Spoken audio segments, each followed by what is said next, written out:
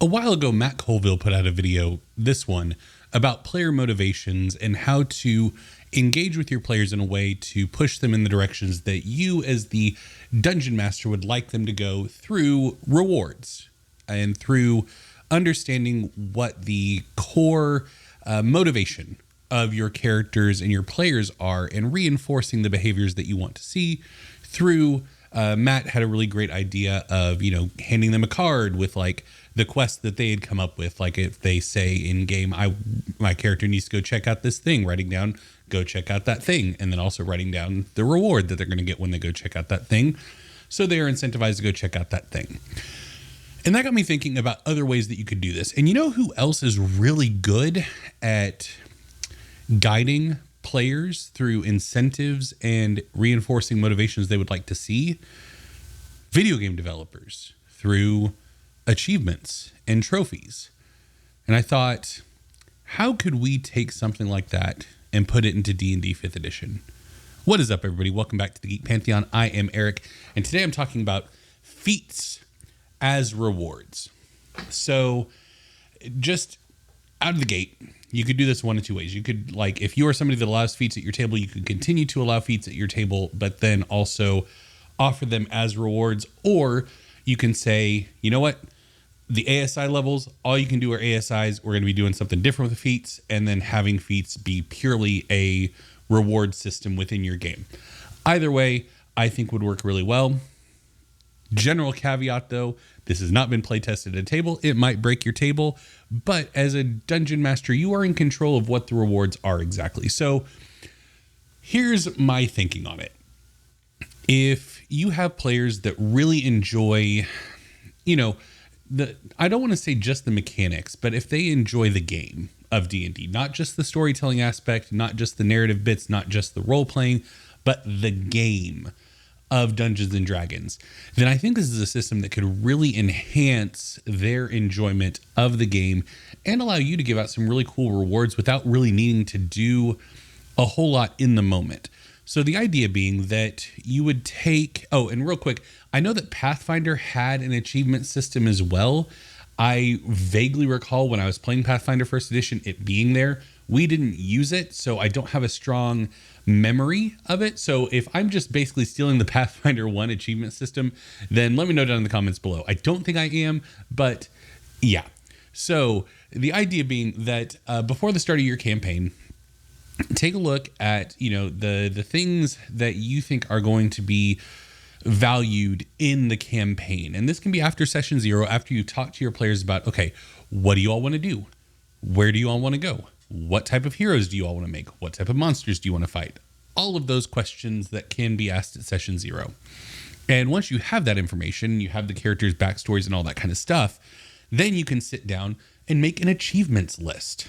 The things that you would like your player characters to do and the aspects of your world or your story or their stories that you want them to engage with.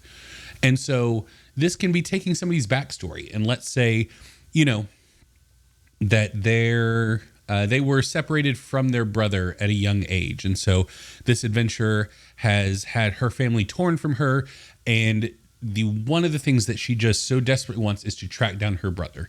So you could write down as an achievement, or if you want to be cheeky about it with video game developers, you could write secret achievement and then just put the character's name next to it. So this is a secret achievement for your character. That way, there's still some mystery about what happened to the brother or something like that. Or you keep it vague and just say, found a brother. And then it's still really vague. They don't know what state that their brother is in. And then you can pick an appropriate achievement or an appropriate feat to tie to that achievement. But before we continue, if you are enjoying this video, be sure to give it a thumbs up and subscribe to the channel down below. If you're enjoying these videos and want to be part of the conversation surrounding them, you can head over to the Discord. You can find the link down below as well as the link to our Patreon, patreon.com/thegeekpantheon. If you enjoy the channel and the content that we create and would like to support it financially, that is the place to do it. And yeah, we got lots of great rewards and tiers that you can check out over there. So let's say hypothetically that this player character is building a rogue, let's just say.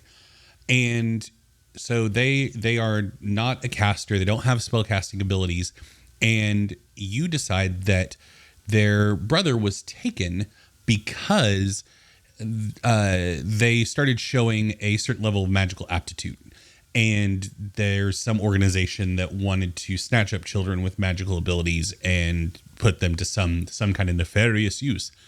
And so when they track down her brother, then you can have this like reconciliation moment, this connection, and then the brother revealing like, we have magic in our family. You have innate magic within you. You're not trained in it, but with enough time and energy, you can learn to use magic even at a small level. And the reward for finding your brother is the magic initiate feat.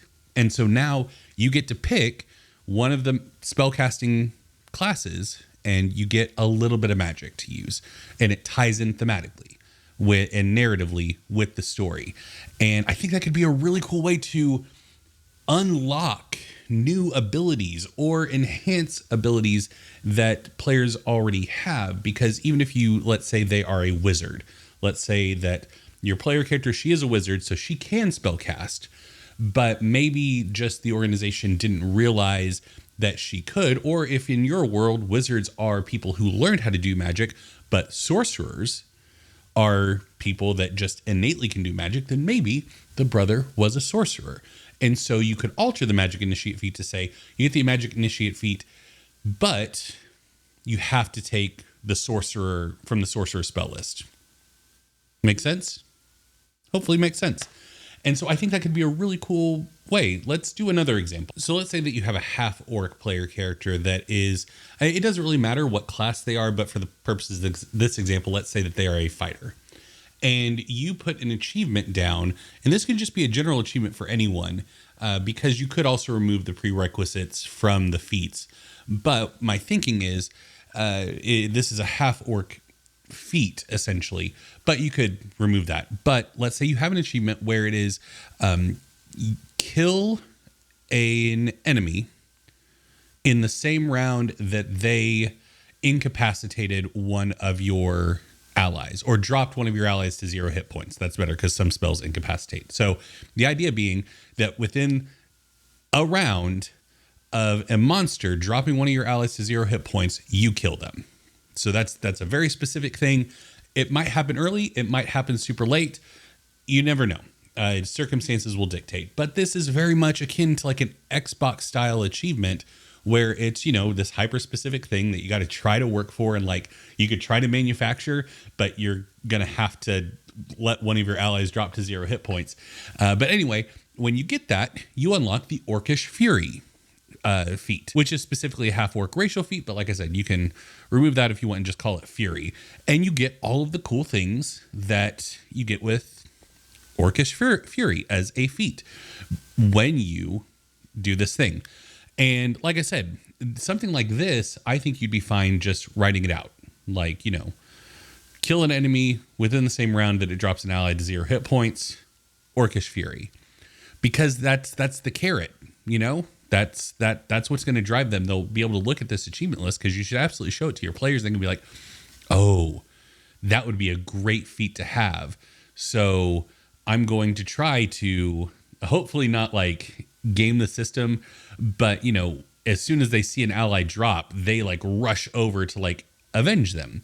And you know, if depending on your players, they might get really meta with it and like just treat it like a gamified D&D, but hopefully because you're getting the Orcish Fury feat, they will understand that, you know, your character was so enraged by seeing one of their allies knocked out that they like went into a blind fury and killed this enemy. And that unlocks the Orcish Fury. So that's another example. But then you can also make ones that require some tracking on the player's part. And it should be on the player's part if they want to unlock these achievements, and needs to be at a table that you can trust. If you're just doing a pickup game at a friendly local game shop, then these might not work when they're trackable, because you will have people that try to cheat probably. But if you're at a table with people that you can trust and you trust not to cheat, Then you could have the skilled feat where you gain just 3 proficiencies for additional skills. You could just have it be succeed on 50 skill checks for skills that you are not proficient in. And so it would engage people and like push them to try to roll on things that they're not proficient in. And so that at some point they could become proficient in the thing. And so you could have your bumbling fighter making stealth checks to try and help the party sneak around, and you can drive them in that direction if that's the direction you want them to go in. If you would rather play a game where, you know, all of the player characters are hyper skilled, specialized individuals that like stay in their lane, then you can flip it and say, pass 100 skill checks with skills that you are proficient in. And so you've done this so much that your abilities expand. And so then you're encouraging people to focus in on what they are proficient in and push them down that path. So that's how you can turn the dial to really kind of move your party where you want them to go through an achievement style system that unlocks feats. And then you could also make it story beat driven. You could have a secret achievement for your campaign that simply, you still list the feat where it says Gift of the Chromatic Dragon. And then the players could look up that feat, and if they're like, oh, that would be really cool to have. That would be really cool to have. Then they'll start looking for clues about what kind of situation would you get the Gift of the Chromatic Dragon. And if they start hearing murmurings of like a chromatic dragon seen flying over the hillsides, they're going to go after that quest line, that plot thread, because they want that feat, but it's a secret achievement, so they don't know exactly what they need to do. And that would be engaging. That would get them to jump on things and have them invested and engaged in trying to figure out the mystery of certain feats. Oh, you have a secret feat here. And it has them trying to figure out what the secret achievements are. Like, oh, you have a secret achievement here, and it unlocks the firearms specialist. But wait, this world doesn't have firearms. So how can we get the firearms specialist feat if there's not? Okay. And then, introduce a kooky gnome that has a job for the party, but, he's got black powder rings around his eyes where goggles were. And, it's that kind of thing where the party can jump on those things. And, a lot of these could be, the feat is for the whole party. So everybody gets the firearm specialist feat. Some people obviously aren't going to use it. Some people will. And that could be a way of doing it. Or you could have a very specific condition of, when you do this, one of you gets this feat. That can be dicey if you're doing a feat that multiple party members want. But just like a piece of loot, you can't duplicate a +3 sword. And if multiple people want that, they have to work it out. So if you don't want to have your whole party having identical feats, but like I said, you're in control of what feats would fall under that umbrella. And so if you have a fighter that's an archer, a rogue that's an archer, a ranger, then don't do something that's going to give everybody sharpshooter. Like that's on you if you do that.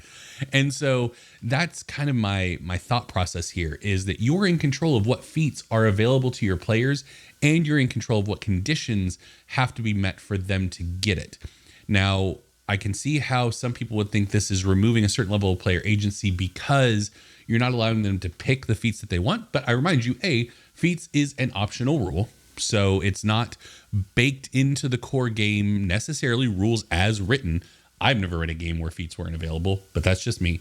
But also, you could mix and match. You could say, okay, you can take feats and you could remove some from the pool of available feats to be taken. I know plenty of dungeon masters that ban some feats like Sentinel, Lucky, Sharpshooter. Those just are not available at their tables because they don't like those feats and what they do. So this is different because you're removing them with the intention of, these are feats that I want to bake into my story that you can unlock through doing certain things. So they're not unavailable to you. You're just going to have to work a little bit hard for them rather than just hitting level 4, taking variant human, or taking the custom lineage race. So That's my thinking there. So let me know what you think down below. I hope I gave plenty of good examples about, one tied to the backstory, one tied to actions in world, and then one tied to the actual campaign story. But let me know what you thought down below. Or do you think this is a good system? Do you think this is a compelling thing? Is this something you want to try at your table?